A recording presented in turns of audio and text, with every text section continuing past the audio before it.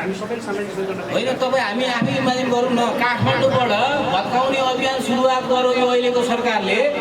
यो अभियानलाई रोकेको कसले हो त यदि हाम्रा पार्टीका अध्यक्षज्यूले यो कुरा नउठाएको भए रोस्टममा आज देशैभरि यो भत्काउने अभियान अहिले पनि निरन्तर चलिरहेको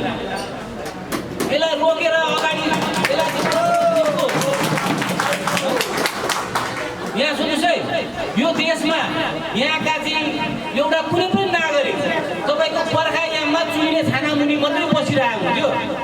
त्यस्ता चुइने छानाहरू हामीले 40 वटाभन्दा बढी गरेर त झापामा पुनैवरी हस्तान्तरण गरिसकेका छौँ अनि यो यहाँका गरिबका पक्षमा किसानका पक्षमा बोल्ने शक्ति कुन हो त अहिले यदि हामीभन्दा अरू कुनै शक्ति छ भने देखाएको छ त ल हामी 40 वटा बनायौँ अर्को कुनै शक्तिले 50 वटा घर बनाएर देखाओ होइन अब हामीले अहिले 10 बिघा खेत श्रमदानबाट रोप्यौँ गरिब र असहायहरूका अब कसैले पावरै देखाउँछ भने 20 बिघा रोपेर देखाउँछ त पावर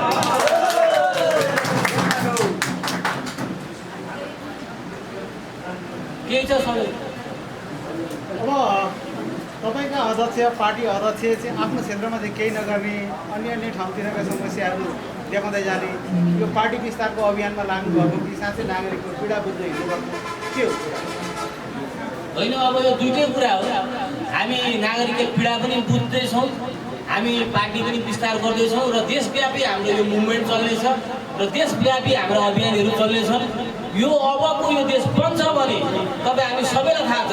यहाँ विभिन्न समयमा विभिन्न खालका तन्त्रहरू यो देशमा स्थापित भएका छन् विभिन्न खालका बातहरू यहाँ स्थापित भएका छन्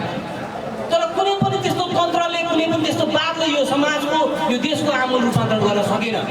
अब यो देश बन्ने नै हो भने अब श्रमदानका महाअभियानबाट यो देश बन्छ अरू कुनै विकल्प छैन भन्ने सोचेर हामी अगाडि बढेका छौँ र आम नागरिकहरूले यो कुरा चाँडै बुझ्नेछन्